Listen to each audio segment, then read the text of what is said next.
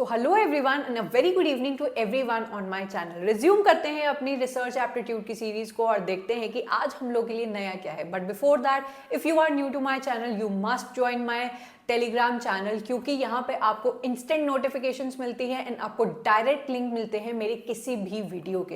And again if you are a new person then you must know कि आपका जो इस चैनल पे कंटेंट दिया जाता है आपको वो बहुत ही कम टाइम में दिया जाता है, बहुत ही टू द पॉइंट तरीके से दिया जाता है, जिससे आपका टाइम नहीं वेस्ट होता है एंड कम टाइम के अंदर आप यहाँ से ज़्यादा चीज़ लेके जाते हो जो आज के स्टूडेंट की नीड है, आज के स्टूडेंट की डिमांड है, क्योंकि किसी भी बच्चे का टाइम वेस्ट नहीं होता है।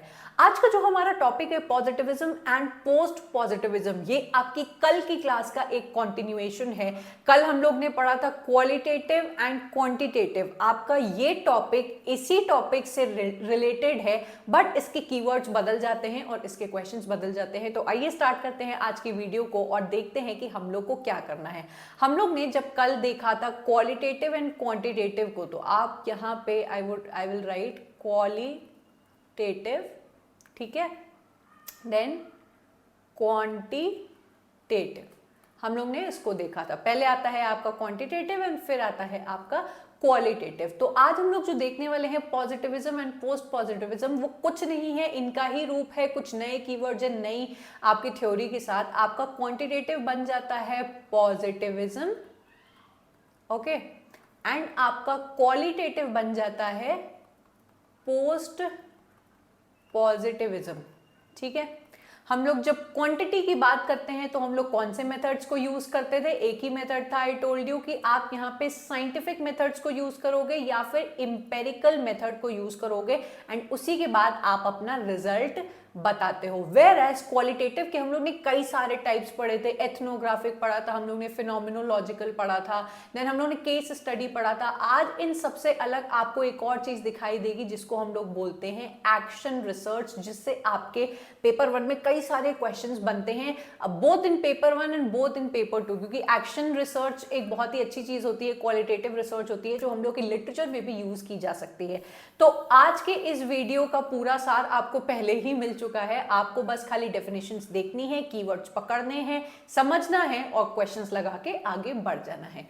Positivism, if I say, is a philosophical approach to research that emphasizes the use of scientific methods, ठीक है। अब आप रिलेट करते हुए चलेंगे, बस कीवर्ड्स को अपने दिमाग में फिट करते हुए चलेंगे। हम लोग ने देख लिया कि पॉजिटिविज्म का मतलब ही होता है हमारा क्वांटिटेटिव रिसर्च, एंड क्वांटिटी की हम लोग जब भी बात करते हैं उसको आप टेस्ट कर पाते हो एक्सपेरिमेंट करके साइंटिफिक मेथड्स के जरिए to study the natural world and social science. Then in positivist research the focus is on empirical observation, data analysis and testing of the hypothesis. कोई भी ऐसी बात नहीं है जो आज नहीं पता लग रही है आपको। If you are attending my class for the first time then I must recommend you कि आप क्वालिटेटिव एंड क्वांटिटेटिव वाली वीडियो को देखिए, उसके बाद अगर आप ये वीडियो देंगे तो बिल्कुल क्रिस्टल क्लियर हो जाएगा आपको, ठीक है। Positivist researchers believe that the only way to gain knowledge about the world is through systematic observation and experimentation. ये थोड़ी सी बात समझने वाली है। जितने भी पॉजिटिविस्ट अप्रोच के आपके साइंटिस्ट हैं, थ्योरिस्ट हैं, वो ये मानते हैं कि दुनिया में हर चीज को आप टेस्टिफाई करके ही बता सकते हो कि इसके पीछे का रीजन क्या है। दुनिया में कोई ऐसी चीज नहीं होती है जो बिना टेस्ट किए, बिना एक्सपेरिमेंट किए आप उसके बारे में बता सकते हो। तो आपके पॉजिटिविस्ट अप्रोच वालों का ये मानना था।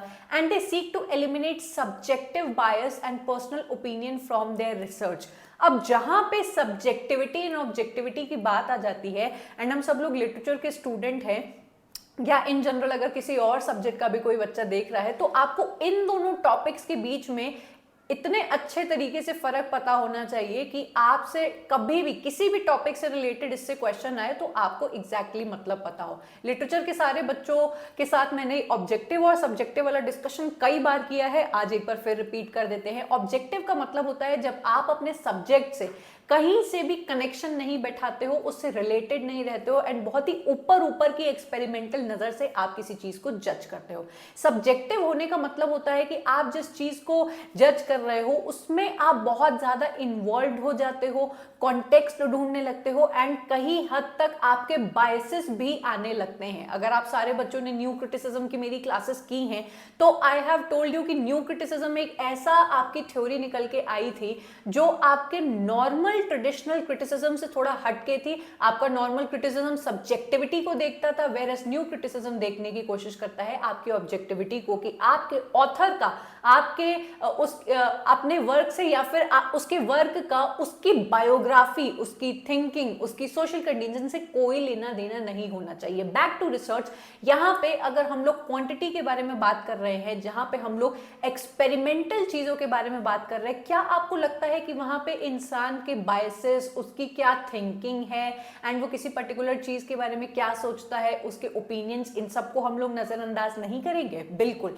इसी वजह से आपको एक बात तो बहुत अच्छी तरीके से अपने नोट्स में मेंटेन कर लेनी है कि पॉजिटिविज्म का बेटा आपके दो मतलब निकल के आएंगे या दो कीवर्ड्स आपको लिखने हैं। पहला है आपका क्वांटिटेटिव, ये I am writing for you, आपको अपने नोट्स में इसको लिखना है। दूसरा आपका कीवर्ड बन जाएगा ऑब्जेक्टिविटी, ठीक है, यहां पे हम लोग ऑब्जेक्टिविटी बरतते हैं और क्वांटिटेटिव या पॉजिटिविज्म चीजों को जज करने का तरीका ही होता है हमारा साइंटिफिक या फिर एम्पेरिकल, ठीक है।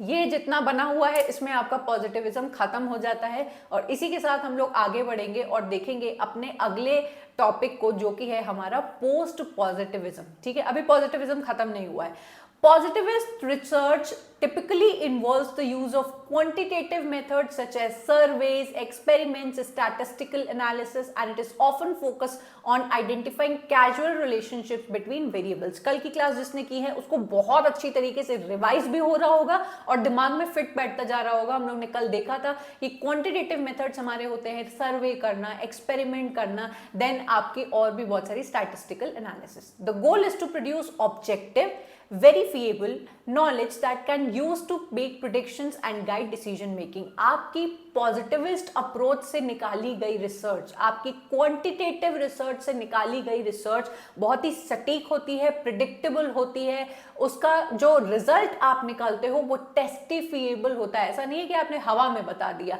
आप उसको फिर से करके जज करके देख सकते हो एंड वो 100% श्योर बैठेगा। इसी को हम लोग कहते हैं पॉजिटिविज्म। इसी की तरफ उल्टा है आपका पोस्ट पॉजिटिविज्म एंड इसको स्टार्ट करने से पहले ही I would like to write over है कि ये आपका क्वालिटेटिव होता है।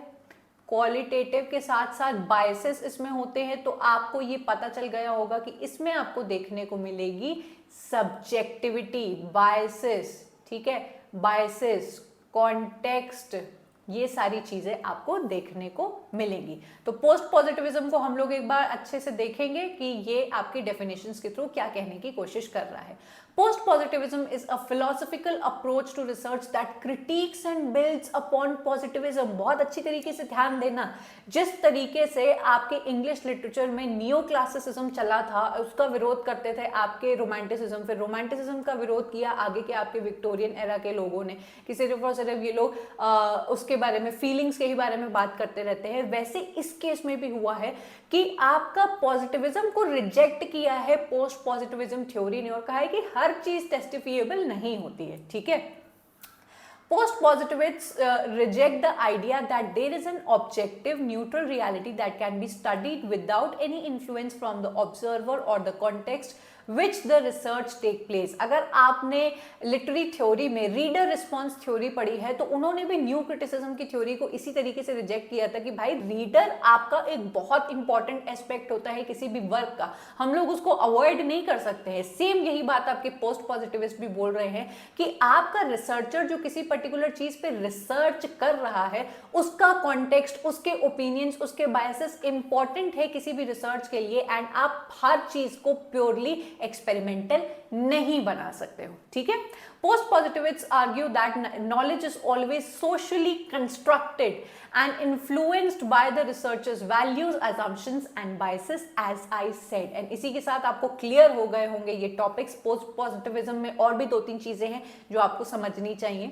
They also recognize the role of language, culture and history in shaping the way we understand the world. आपके पोस्ट पॉजिटिविस्ट जो होते हैं वो इन सारे एलिमेंट्स को भी ध्यान में लेके रखते हैं, जैसे आपकी लैंग्वेज का फर्क पड़ता है किसी भी रिसर्च के ऊपर, आपके कल्चर का फर्क पड़ता है, देन आपकी हिस्ट्री का भी फर्क पड़ता है एक पर्टिकुलर रिसर्च का. हर चीज आपकी एक्सपेरिमेंटल पैरामीटर से जज करना सही नहीं होता है. Post positivists emphasize the importance of critical examination of the researchers' own biases and assumptions. जिस तरीके से इंग्लिश लिटरेचर में हमारे क्रिटिक्स होते हैं ना, कि वो क्रिटिकल एनालिसिस करते हैं एक पर्टिकुलर वर्क का. किसी राइटर को, किसी क्रिटिक को आपके शेक्सपियर का वर्क अच्छा लगता है तो वहीं दूसरी तरफ उसकी लोग बदनामी करते हैं. तो ये क्रिटिकल असम्पशंस में आपके personal opinions, biases and everything are involve. And इसीलिए हमारा जो ओल्ड ट्रेडिशनल क्रिटिसिज्म है वो आपका सब्जेक्टिव क्रिटिसिज्म कहलाता है. ठीक है. They also use a wider range of research methods including qualitative methods to capture complexities of social phenomena and subjective experiences of individuals. कौन से ये तरीके थे हम लोग ने कल की क्लास में भी देखा था.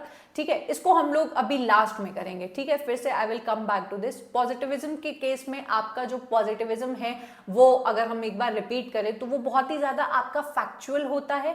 एंड फैक्चुअल होने के साथ ही साथ बेटा वो गेन करता है प्रोमिनेंस अपनी सेंसेस के बेसिस पे या ऑब्जर्वेशन के बेसिस पे इंक्लूडिंग मेजरमेंट. और तभी आप उस पर रिलाय कर सकते हो. आपने एक एक्सपेरिमेंट किया, ठीक है, कैफीन वाला एग्जांपल किया या फिर एक लेबोरेटरी में एक एक्सपेरिमेंट किया, तो सबसे पहले आप उसको करते हो, देन उसको ऑब्जर्व करते हो. किससे? अपने सेंसेस से, कि हाँ यार इसका हर बार मैंने ये एक्सपेरिमेंट करके देखा, 2 केमिकल्स को मिला के देखा, यही रिजल्ट मेरा निकलता है जो कि एक नया एलिमेंट है.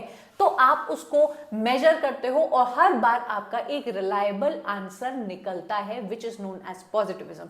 आपका जो ऑब्जेक्टिव अप्रोच होती है वहां पे आप सिर्फ और सिर्फ डेटा को कलेक्ट करते हो और इंटरप्रेट करते हो. ये चीज आपकी क्वांटिफिएबल होती है, ऑब्जर्वेबल होती है. आई डू नॉट वांट कि एक ही चीज को बार बार हम लोग एग्जैजरेट करें. आप लोग को समझ में आ गया होगा. और इसी के साथ आपका पोस्ट पॉजिटिविज्म भी इसी चीज के ऊपर काम करता है कि ये आपके कॉन्सेप्ट्स को, this research accepts concepts to be relevant only if they support action. ठीक है.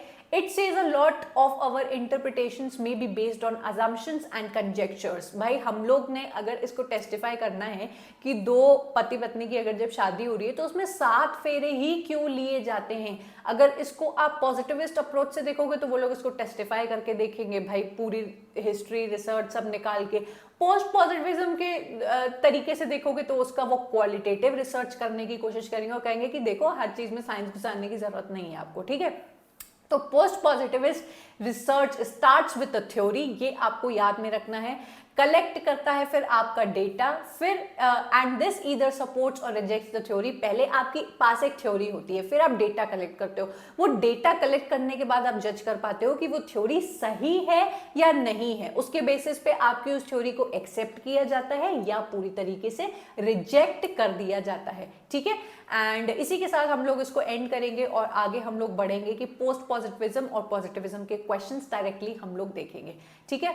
ओके सॉरी, अभी क्वेश्चंस नहीं आए हैं. अभी हम लोग पोस्ट पॉजिटिविज्म के थोड़ा सा अंदर जाते हैं, जिसमें है आपका सबसे पहले फिनोमिनोलॉजिकल रिसर्च, दूसरा है एथनोग्राफिक रिसर्च. ये दोनों ही ऑप्शंस हम लोग ने कल देखे थे. आज के लिए आपके लिए नया है action research. But before that हम लोग थोड़ा सा फिनोमिनोलॉजिकल को देखेंगे. फिनोमिनोलॉजिकल कल हम लोग ने देखा था, डील किया था.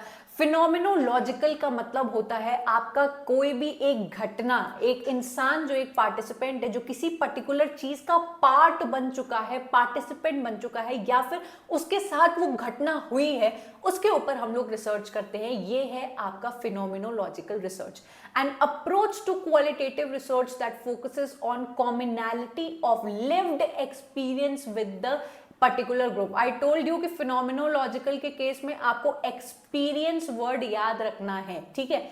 For example, interviewing the wives of 10 prisoners of war and asking them to describe their experiences. कोई ऐसी आपकी 10 पत्नियों को इन्होंने पकड़ लिया जिनके पति वॉर में गए थे और अब वो प्रिजनर बन चुके हैं, तो उनके ऊपर क्या बीत रही है ये क्वालिटेटिव आपकी रिसर्च है। और इसके बारे में कौन बता सकता है? कोई नॉर्मल वाइफ जिसका पति रोज दुकान पे जाता है? नहीं, वही बता सकती है जिसने वो पेन फील किया हो या फिर वो अपनी लाइफ को अब कितनी मुश्किल से गुजार रही हो। तो फिनोमेनोलॉजिकल के अंदर आपका एक्सपीरियंस्ड पर्सन आ जाता है जो ऑलरेडी उस सिचुएशन का पार्ट है। इसी का दूसरा फॉर्म है आपका एथनोग्राफिक रिसर्च, जहां पे हम लोग क्या करते हैं, एक पार्टिसिपेंट होता है, वो आपके किसी पर्टिकुलर ग्रुप को क्या कर रहा है, रिसर्च करने की कोशिश कर रहा है, ऊपर ऊपर से नहीं, पार्टिसिपेंट बन के उनका पार्ट बन जाता है और फिर उनके साथ रह के उनके तौर तरीके देख के उसको ऑब्जर्व करता है और फिर उसकी रिसर्च बाहर निकल के आती है। Ethnographic research is a qualitative research approach that involves studying people and their culture in a particular social setting.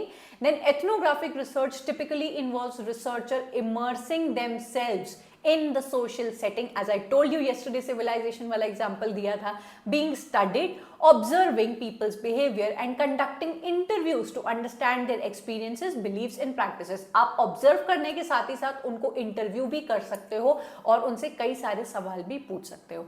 इसी के साथ हम लोग चलेंगे एक्शन रिसर्च पे, जो आप लोग के लिए बहुत ज्यादा इंपॉर्टेंट है। एक्शन वर्ड से ही हम लोग समझ में आते हैं कोई क्रिया, कोई एक्शन जो आप लोग कर रहे हो जो तुरंत आपके रिस्पॉन्ड करता है। एक्शन रिसर्च एक ऐसी टाइप की रिसर्च होती है जो बेसिकली सोशल सेटिंग या रियल लाइफ प्रॉब्लम्स को सॉल्व करने के लिए इस्तेमाल की जाती है। जैसे आजकल आप सभी बच्चे न्यूज में देख रहे होंगे कि हमारे जो पहलवान हैं वो किस तरीके से एक पर्टिकुलर पर्सन के अगेंस्ट धरने पे हैं एंड बहुत सारी चीज़ों को उन्होंने फेस किया है अपने इस चैंपियनशिप में या फिर अपने फेडरेशन की वजह से। तो अब कुछ लोग ऐसा प्रपोज कर रहे हैं कि कोई भी पॉलिटिकल पार्टी का इंसान इनका लीडर ना हो या इनको ना सिखाए, जो ऑलरेडी एक एथलीट रह चुका है उसको बनना चाहिए इनका हेड और उसको सब कुछ डील करना चाहिए। ऐसा क्यों? ये एक्शन रिसर्च के थ्रू ही उन्होंने बताया, क्योंकि भाई उन्होंने इस बात को देखा, ऑब्जर्व किया, भाई प्लान किया, एक्ट किया, ऑब्जर्व किया और फिर उसको अच्छी तरीके से ये लोग बताने की कोशिश कर रहे हैं कि जिसके ऊपर बीत चुकी है, जो उस फील्ड का एक्सपर्ट है, भाई उसको लीड करना चाहिए, किसी और पॉलिटिकल पार्टी को इसमें इंटरवीन नहीं करना चाहिए। तो action research is a research approach that involves collaboration between researchers and practitioners to identify and address the problems in real world settings। यहाँ पे researchers और practitioners जिनके साथ जो प्रॉब्लम हो रही है और जो रिसर्च कर रहा है, ये दोनों कोलैबोरेट कर लेते हैं, मिल लेते हैं और जिंदगी की रियल लाइफ सेटिंग्स को ये लोग सेटअप्स को चैलेंज करते हैं और चेंज करने की क्वेश्चन करते हैं या फिर उनके प्रॉब्लम्स के सोल्यूशन निकालने की कोशिश करते हैं। The goal of action research is to produce practical solutions to complex problems and to improve the quality of practice through ongoing cycles of inquiry, intervention and evaluation। ये आपको याद रखना है कि एक्शन रिसर्च का मतलब ही होता है इंटरवीन करना, इंक्वायरी करना और रियल लाइफ सॉल्यूशंस लेके आना एवेल्युएशन के तहत। ये आपका तरीका है। नाउ एक्शन रिसर्च से एक क्वेश्चन जो हमेशा आपसे पूछा जाता है या फिर ये कभी आपने जरूर से देखा होगा, जो है plan, action, observe and reflect. ये आपको याद रखना है। I never tell you mnemonics of any of concept और थ्योरी, लेकिन ये आई एम रिमेम्बरिंग जो मेरे बीएड वगैरह के टाइम पे भी हम लोग ने किया था, कुछ ऐसे करके इसका होता है पाव रे करके, ठीक है।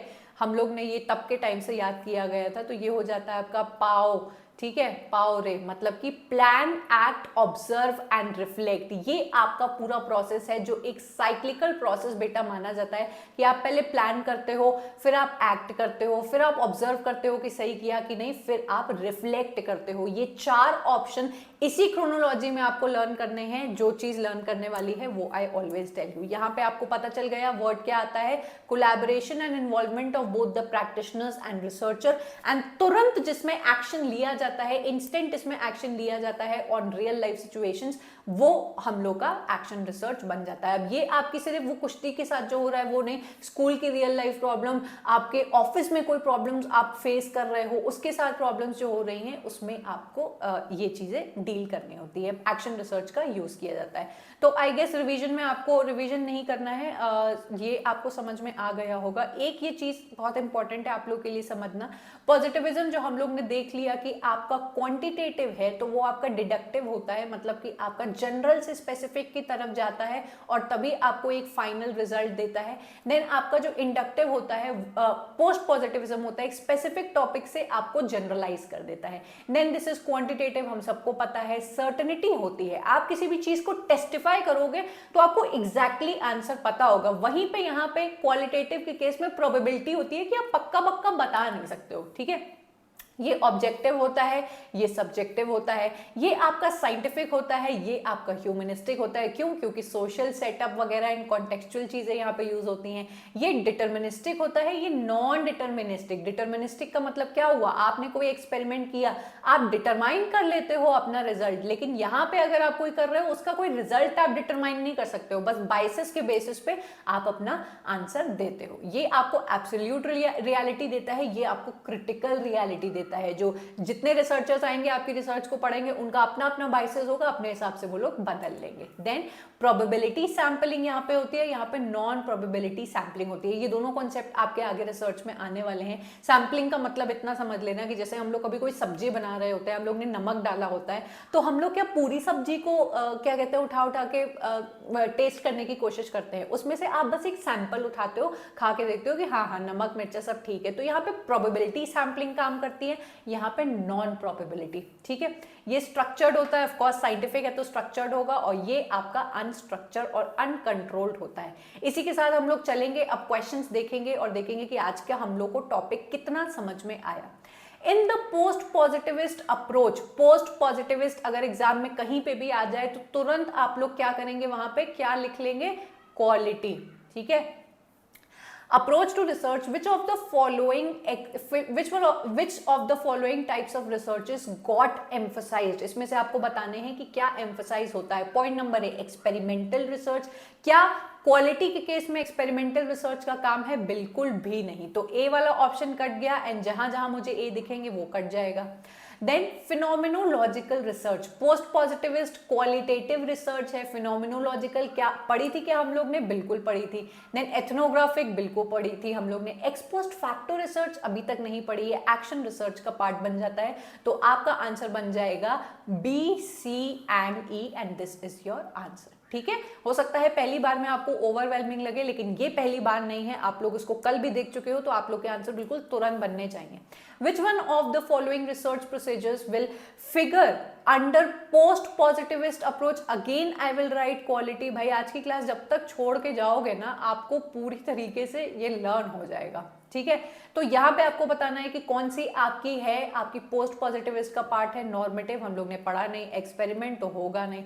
एथनोग्राफिक जी बिल्कुल, एक्सपोज फैक्टो अगेन हम लोग ने ये नहीं पढ़ा, एंड हम लोग का आंसर है एथनोग्राफिक। बहुत ही इजी आपको आज क्वेश्चंस लग रहे होंगे, लग रहे हैं, अच्छा लगा। 2 टॉपिक्स, इंटर रिलेटेड टॉपिक्स को करके कल की और आज की क्लास में, तो जरूर से आप लोग कमेंट करके जाइएगा कि मैम हम लोग को आज बहुत कॉन्फिडेंट फील हुआ है। अगर हुआ हो तभी, ऐसे झूठ का मत लिख के जाना, ठीक है। Which of the following are included in the positivist paradigm of literature? Again, यहाँ पे positivist पूछा गया है, तो मैं यहाँ क्या लिखूंगी, क्वांटिटी, क्वांटिटी लिखूंगी, ऑब्जेक्टिविटी लिखूंगी, ठीक है। अब आपको बताना है सबसे पहला पॉइंट, क्वांटिफिकेशन। बिल्कुल सही है कि ये हमारा क्वांटिफिकेशन, तो ए तो मेरा पक्का है। अब मुझे ए जहां जहां नहीं दिखाई देगा मैं क्या करूंगी, कट कर दूंगी। मेरे पास बच गए 2 option. Then construction of hypothesis, क्या आप लोग क्वांटिटी के केस में हाइपोथेसिस बनाते हो? बिल्कुल हम लोग बनाते हैं। Then use of objective measures, बिल्कुल सही बात है कि यहाँ पे हम लोग का कीवर्ड ये है, ऑब्जेक्टिव मेजर्स का यूज करते हैं, और इसी के साथ मुझे मिल जाता है मेरा आंसर। आगे जाने की जरूरत भी नहीं पड़ी, ए, बी एंड सी। बहुत इजी लग रहा होगा आपको लग रहा होगा कि यार इतना कठिन टॉपिक आज हम लोग कितनी आसानी से कर ले रहे हैं। ये अगर आप कर पा रहे हो तो प्लीज जरूर से कमेंट करिएगा, ठीक है। Positivist researcher consider reality is, again बेटा आपका जो पॉजिटिविस्ट होता है वो रियलिटी को किस तरीके से देखता है, सब्जेक्टिव नजरों से या ऑब्जेक्टिव नजरों से? जाहिर सी बात है ऑब्जेक्टिव नजरों से देखता है। बहुत ही इजी क्वेश्चन था जो हम लोग का मिनटों में बन गया, मिनटों में भी नहीं सेकंड्स में बन गया, ठीक है। क्वेश्चन नंबर 5 अब आ जाता है हमारा एक इंपॉर्टेंट क्वेश्चन।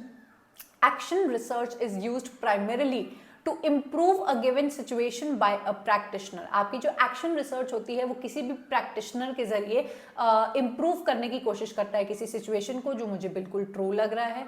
आई होप आप लोग को भी लग रहा होगा, सिर्फ मेरे लगने से फर्क नहीं पड़ता है। देन आपका अप्लाइड रिसर्च, याद है फंडामेंटल के बाद अप्लाइड हम लोग ने किया था।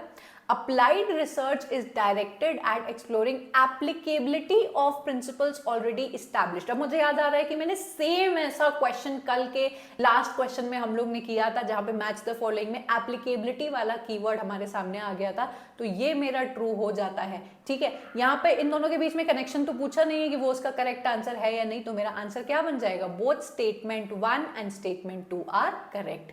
देखो कितनी इजिली आज हम लोग के आंसर्स निकल रहे हैं।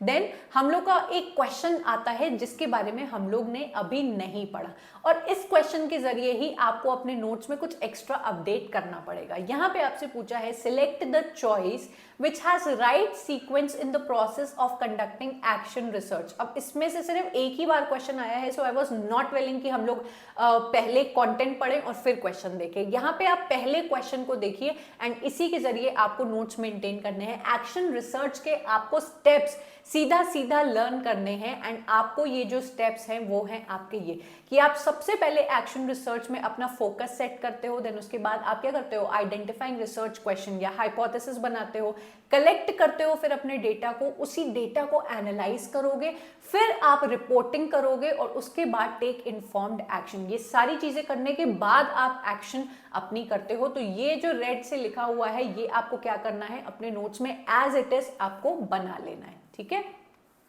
कुछ कुछ क्वेश्चंस ऐसे होते हैं बेटा जहां पे आपको दिमाग नहीं लगाना है, आपको थोड़ा सा मेमोरी का इस्तेमाल करना है एंड आपको उसको लर्न कर लेना है। ठीक है, a college teacher plans a research program in which she intends to improve the socio-emotional aspect of her classroom climate during teaching.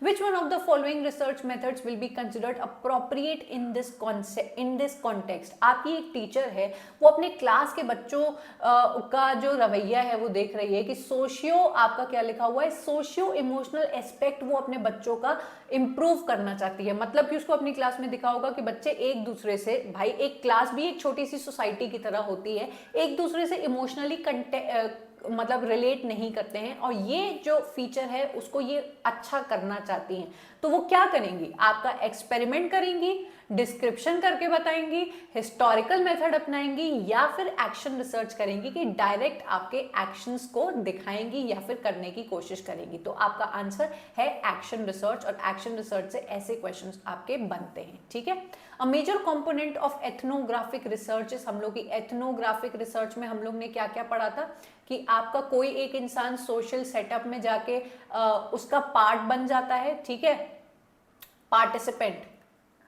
Participant बन जाता है और उसके बाद वो ऑब्जर्व करता है। तो यहाँ पे मुझे कुछ भी ऐसा दिखाई दे रहा है? जी हाँ, आपका जो एथनोग्राफिक रिसर्चर होता है वो ऑब्जर्वेशन के बेसिस पे आपको रिसर्च का आंसर देता है, और बिना कुछ सोचे ही मुझे ये आंसर मिल गया। आई टोल्ड यू ना, मेरे कीवर्ड्स आपके लिए इतने इंपॉर्टेंट होने वाले हैं कि आगे कोई भी पेपर को सॉल्व करोगे तो कीवर्ड्स बहुत अच्छी तरीके से आपको क्लिक करेंगे। An investigator wants to study functioning of a school meant for tribal children. आपका एक इन्वेस्टिगेटर है, वो चाहता है कि किसी ट्राइबल पीपल जो है किसी पर्टिकुलर गांव में रहते हैं, उसके वहां की फंक्शनिंग कैसे काम करती है उस स्कूल की। तो सबसे अच्छा तरीका ये क्या अपनाने की कोशिश करेगा, आपको क्लिक कर गया होगा ट्राइबल वर्ड से। द मोस्ट अप्रोप्रिएट रिसर्च क्या होनी चाहिए आपकी, फिनोमिनोलॉजिकल रिसर्च, वेरी सॉरी, ये आपकी एथनोग्राफिक रिसर्च होएगी। एथनो से आपको किसी ना किसी सिविलाइजेशन, कोई ट्राइब के वहां जाके उसका क्या बन जाना है, पार्टिसिपेंट आपको बन जाना है। अगर हम लोग फिनोमिनोलॉजिकल की बात करते हैं तो वहां पे क्या हम लोग का वर्ड होता है, कोई भी ऐसा ग्रुप जो एक्सपीरियंस कर रहा हो किसी चीज को, ऑलरेडी उसका एक मतलब घटना उसके साथ हुई हो, वो आपका फिनोमिनोलॉजिकल बन जाएगा। ठीक है, Which of the following research designs is most appropriate for depicting lived experiential realities? भाई ये तो मैंने बस बोला और तुरंत मेरा आखिरी वाला आ ही गया कि वो कौन सी आपकी रिसर्च होती है जहां पे आपका एक्सपीरियंस पे काम किया जाता है, उस इंसान ने उस पर्टिकुलर चीज को लिव किया है, जिया है। तो हम लोग को भाई हमारा आंसर मिल जाता है जो कि है हमारा फिनोमिनोलॉजिकल डिजाइन और इसी के साथ हम लोग का आज का वीडियो खत्म होता है। आज का वीडियो बहुत इंटरेस्टिंग था क्योंकि कल का एक कंटिन्यूएशन था। जब आप एक कॉन्सेप्ट को नया पढ़ते हो तो आपके लिए डिफिकल्ट होता है, लेकिन अगर रिलेटेड कॉन्सेप्ट्स होते हैं तो कॉन्फिडेंस आपका बढ़ जाता है। और अगर बड़ा है आपका कॉन्फिडेंस तो जरूर से लाइक करिएगा, कमेंट करके जाइएगा, देन आपको इस वीडियो को शेयर भी करना है। ये दोनों आपके काम हैं। एंड अगर आप नए हो और आपको अच्छा लग रहा हो, इस पूरी सीरीज को फॉलो करना चाहते हो तो सब्सक्राइब कर लेना। Also, one important thing, you need to join my Telegram channel for your instant notifications and any kind of link. So up till then, bye and take care. I will meet you up next in yet another video tomorrow. और इसी तरीके से हम लोग पढ़ाई करते रहेंगे. Don't forget to give your comments as your suggestions or your feedback. Bye.